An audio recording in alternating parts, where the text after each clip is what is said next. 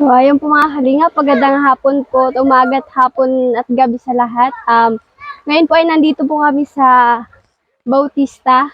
At ayun po ako nga po, natatandaan niyo po ako po si Peñel, ang isa po sa mga beneficiary. At ako po ay 18 years old, taga Sorsogon po. At ngayon po ay nandito na po sa Daet. At ayun po, napabisita po kami dito sa Bautista para po maka-relax din po sa mga sa mga pagod po sa pag-aano, ganyan po.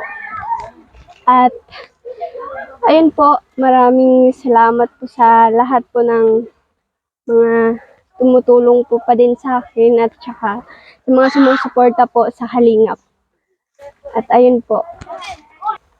At ayun po mga Kalingap, ang pangarap ko po ay yung maging isang teacher po at gagawin ko po ang lahat para din po matupad ko po yung pangarap ko na yun. At higit po sa lahat, gagawin ko po yung best ko para makatulong po sa mga katulad ko po. At ayun po mga Kalingap, patuloy lang po kayong sumuporta po para po maging isa po sa lakas po ng loob ko para po matupad ko po yung pangarap ko.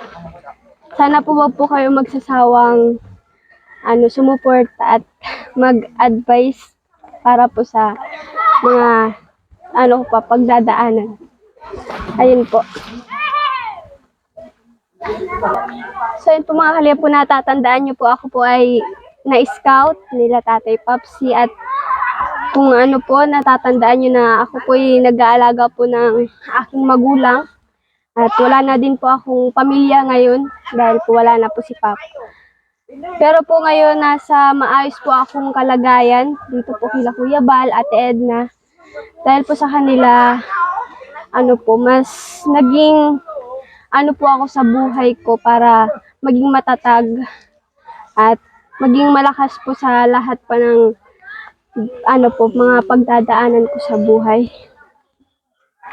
At yun po, sobrang pasasalamat ko po kasi napunta po ako dito sa Daet kila Kuya Bal at na-scout po nila Tatay Papsi at na ibigay po ako kila Kuya Bal. Kaya sobrang laking bagay po sa akin yun na oportunidad na kinuha po ako at ayun po. Sobrang pasalamat ko po na makapag-aral po ako.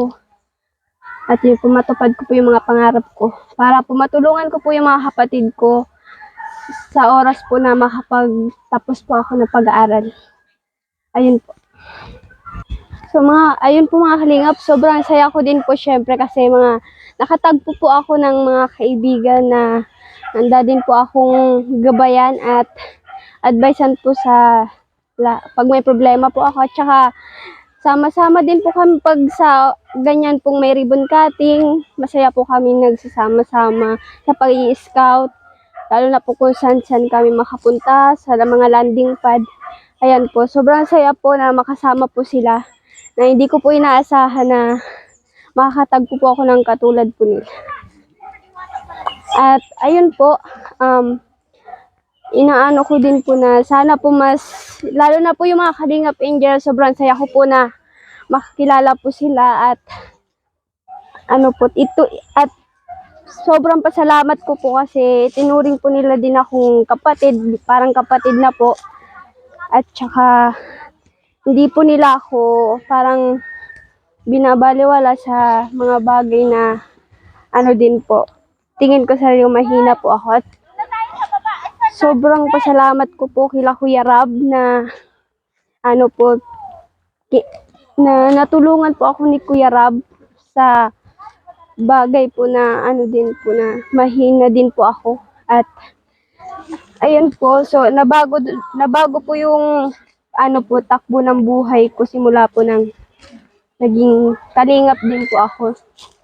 Naging isa po ako sa Kalingap.